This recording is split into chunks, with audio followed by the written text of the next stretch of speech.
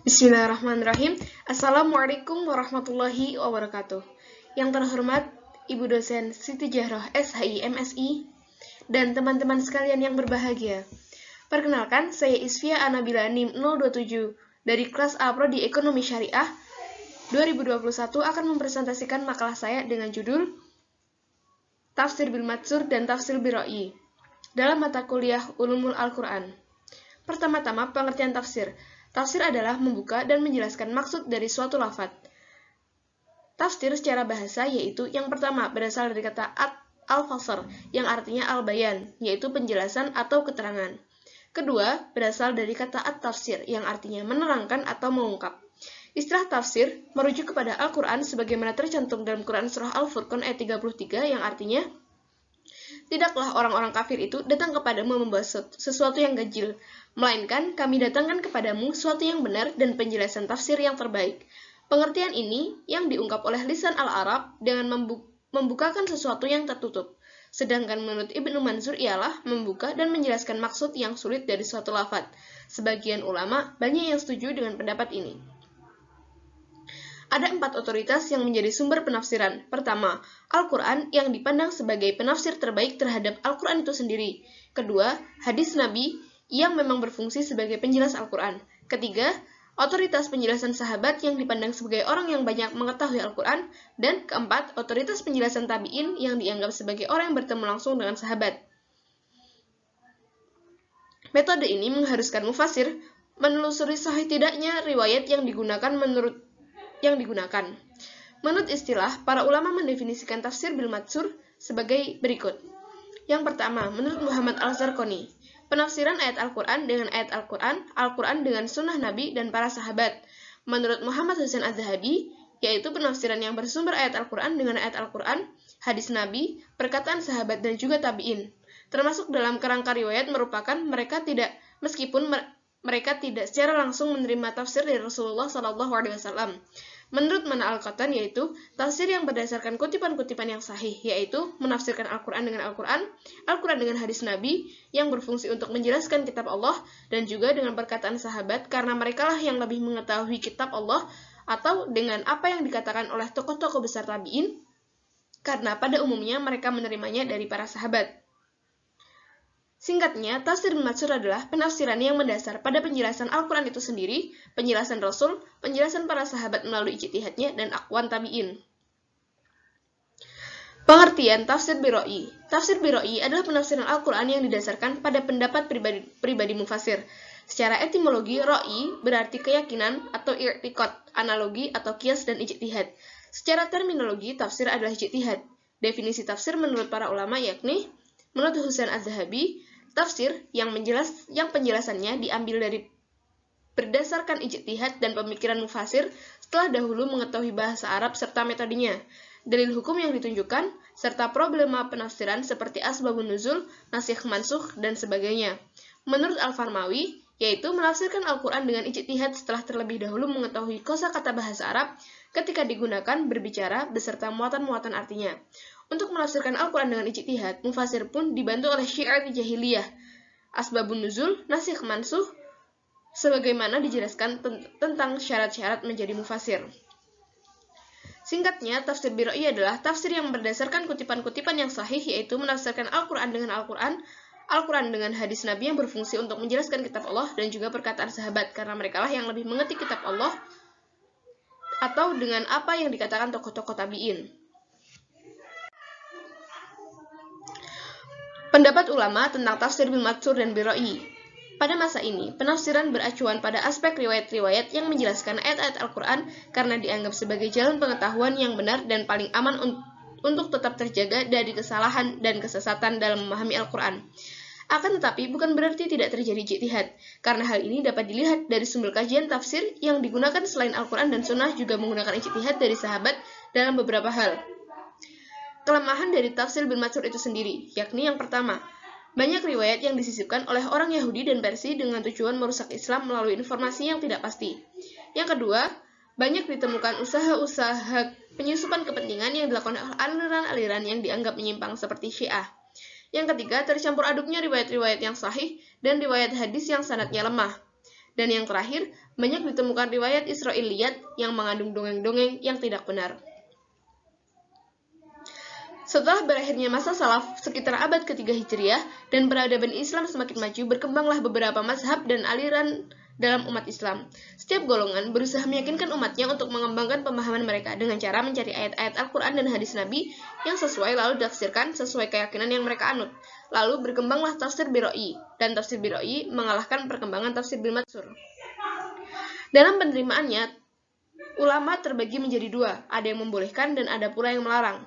Akan tapi setelah dilakukan penelitian, pendapat yang bertentangan hanya bersifat lafzi. Maksudnya, kedua belah pihak sama mencela penafsiran Biroi semata tanpa mengindahkan kaidah yang berlaku. Dan keduanya sepakat membolehkan penafsiran Al-Quran dengan ijtihad yang berdasarkan Al-Quran dan Sunnah. Mayoritas ulama enggan menafsirkan dengan tafsir Biroi karena hal ini berdasarkan pada hadis yang diriwayatkan oleh Abu Daud dan Jundab dari Jundab yang artinya, barang siapa yang menafsirkan Al-Quran dengan ra'yuna yang kebetulan tepat, niscaya ia telah melakukan kesalahan. Klasifikasi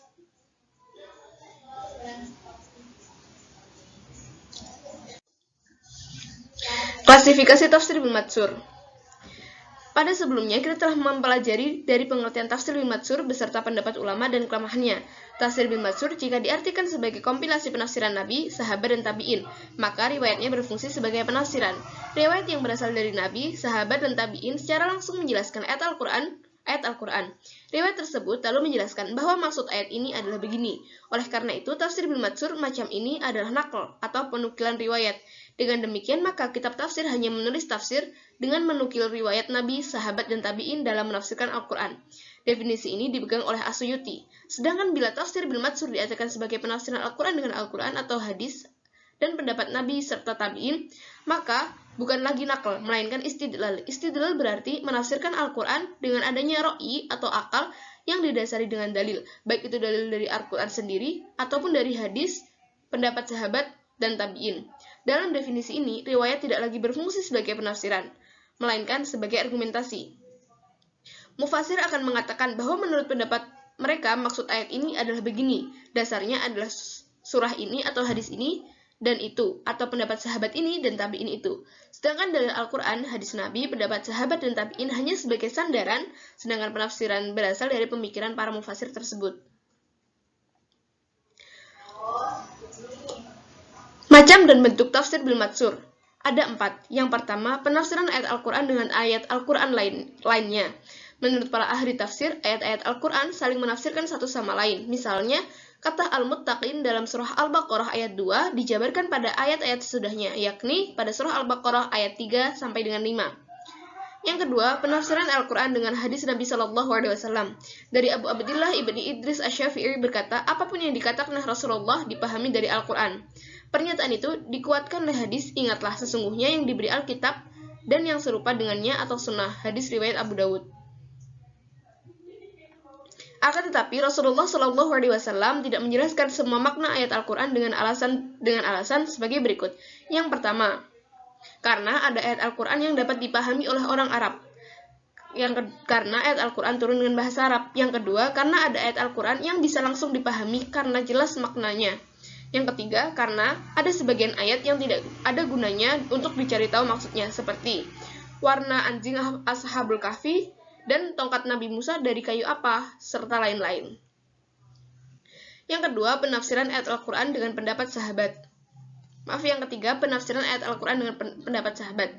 Misalnya, pada surah Al-Baqarah ayat 158 yang berbunyi, Bismillahirrahmanirrahim. Innas safa wal marwata min sya'airillah, faman hajjal baita aw i'tamara fala junaha 'alaihi ay yatawwafa bihima, wa man tatawwa khairan fa innallaha syakirun 'alim. Yang artinya, sesungguhnya Safa dan Marwah di antara syair-syair Allah. Maka barang siapa yang beribadah haji ke Baitullah dan berumrah, maka tidak ada dosa baginya mengerjakan sa'i di antara keduanya. Dan barang siapa yang mengerjakan suatu kebaikan dengan kerelaan hati, maka sesungguhnya Allah Maha mensyukuri kebaikan lagi Maha mengetahui. Mengenai ayat itu, seorang kemenakan Aisyah menanyakan kepadanya, maka Aisyah menjelaskan bahwa peniadaan dosa di sini dimaksudkan untuk menolak terhadap keyakinan kaum muslimin bahwa sa'i antara Safa dan Marwah adalah termasuk perbuatan jahiliyah. Dan dijawab dengan hadis yang berbunyi dengan arti sebagai berikut. Mulailah dengan apa yang dimulai dari Allah, yakni sofa, hadis riwayat Muslim. Penafsiran ayat yang keempat adalah penafsiran ayat Al-Quran dengan pendapat tabi'in. Seperti firman Allah dalam surah Al-Baqarah ayat 26 dengan bunyi Bismillahirrahmanirrahim. Innallaha la yastahi ayyadriba masalam ma ba'udan fama fawqaha. Artinya, sesungguhnya Allah tiada segan membuat perumpamaan nyamuk atau yang lebih rendah dari itu. Menurut Hasan ibnu Yahya, mengapa Allah menyebut nyamuk atau yang sebangsanya, yaitu lalat dan laba-laba? Dan orang musyrik berkata, mengapa Allah menyebut sebangsa lalat dan laba-laba? Menurut Ibnu Abbas, ini adalah tanda-tanda kekuasaan Allah. Selanjutnya, titik temu antara keduanya. Titik temu adalah sebuah titik bertemunya dua buah garis atau lebih yang berupa kesepakatan atau kesepahaman. Dalam hal ini, titik temu yaitu titik bertemunya pendapat tafsir bil matsur dan tafsir bil ra'yi. Selanjutnya, kaidah-kaidah tafsir. Kaidah tafsir adalah ketetapan-ketetapan yang membantu seorang mufasir untuk menarik makna-makna atau pesan Al-Quran dan menjelaskan kandungan ayat-ayat yang muskil. Macam-macam kaidah tafsir ada 4, yakni kaidah dasar. Kaidah dasar berkaitan dengan penggunaan sumber pokok dalam menafsirkan Al-Quran yang meliputi Al-Quran, hadis, penjelasan sahabat, dan perkataan tabi'in. Dalam kaidah ini, seorang mufasir pertama-tama harus kembali kepada Al-Quran dan menelitinya secara cermat dalam rangka mengumpulkan ayat Al-Quran tentang suatu tema atau pokok persoalan. Kemudian menghubungkan dan membandingkan kandungan ayat-ayat yang mengandung arti mujmal yang diperinci oleh ayat lain. Atau jika suatu ayat masalahnya disebutkan secara singkat, maka diperluas oleh ayat yang lain.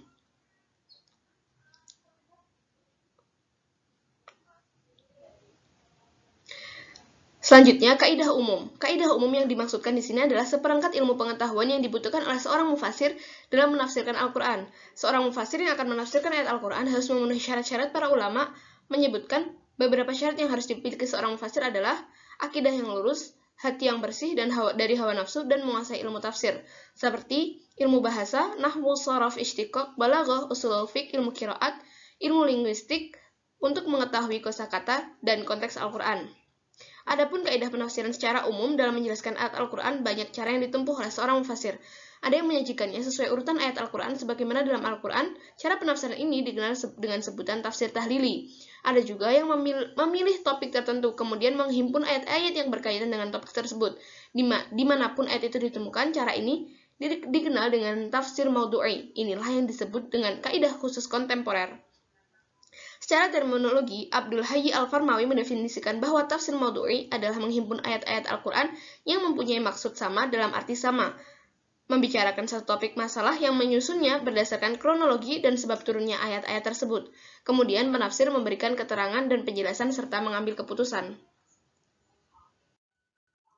Mungkin cukup sekian presentasi dari saya, kurang lebihnya saya mohon maaf. Terima kasih. Wassalamualaikum warahmatullahi wabarakatuh.